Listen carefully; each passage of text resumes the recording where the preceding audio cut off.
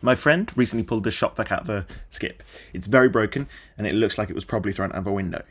There are so many parts of this that need fixing, but two major areas are the hinge and one of the rear wheels.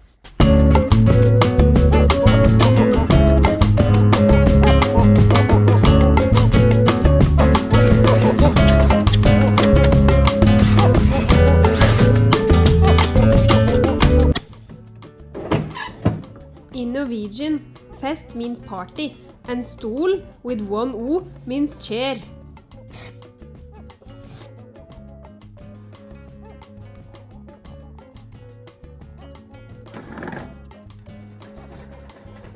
Fest means party, fest means party, fest means party.